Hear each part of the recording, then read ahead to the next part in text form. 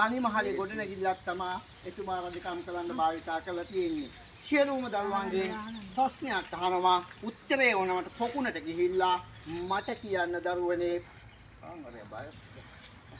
කියන්න දරුවනේ ලෝක ඉතිහාසයේ බුදුහාමුදුරුවෝ ජීවමානව වැඩ ඉන්න කාලේ ලෝහ හදපු ප්‍රථම චෛත්‍ය දින මොන රටේද චෛත්‍ය නම මොකක්ද?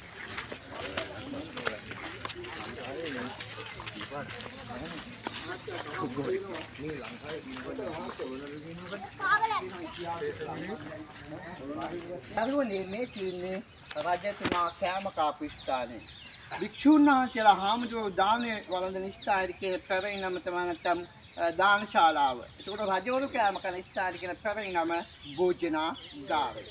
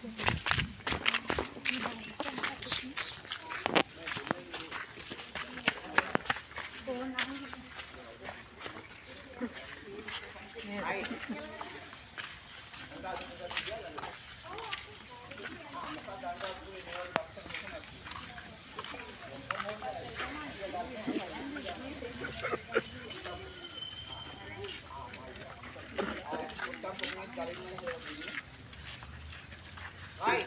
එහෙනම් පටන් ගන්න උඩ ඉන්න කට්ටියට තේින්නත් එක්කලා දරුවනේ මෙන්න මේ පොකුණේ නම කරනවා කුමාර පොකුණ. පළවෙනි පරාක්‍රම බව ස්තුපා නාපු පොකුණ වශයෙන් සැලකෙනවා.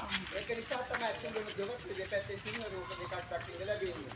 මහා පරාක්‍රම සමුද්‍රයේ ඉඳලා වතුර ගෙනල්ලා අවසාන මකර කිපටක් ඇතුලෙන් තමයි වතුර ඇතුලට වැටෙන විදිහට නිර්මාණය කරලා තියෙන්නේ. වතුර පිරෙන්නේ ඒ මහලේ ඉඳන් තමන්ගේ සත්‍යයන් ඉස්ත කර ගැනීම සදාතාවන වේ කොටස් නිර්මාණය කරන්නේ. වතුර අපවිත්‍ර වුණාට පස්සේ වෙනම නලමාර්ග පුදුලා තිනවා වතුර පිටට ගමන් කරන්නේ.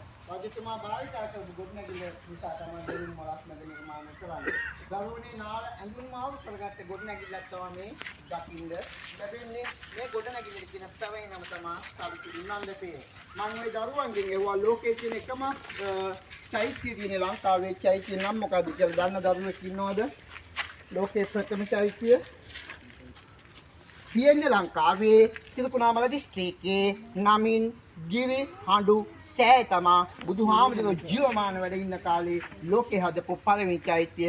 බුදුහාමුදුරන්ගේ කේශ ධාතු තැන්පත් කළා තපස්වලක වලින් දෙපෑම් දින්නා විසි නිර්මාණය කරනවා. ඊගාව ප්‍රශ්න තමයි ලෝකයේ තියෙන එකම බුදු පිළිමේ තියෙන්නේ පොළොන්නරුවේ. ඒ පිළිමේ නම මොකද්ද? ඊගාව ප්‍රශ්න. right.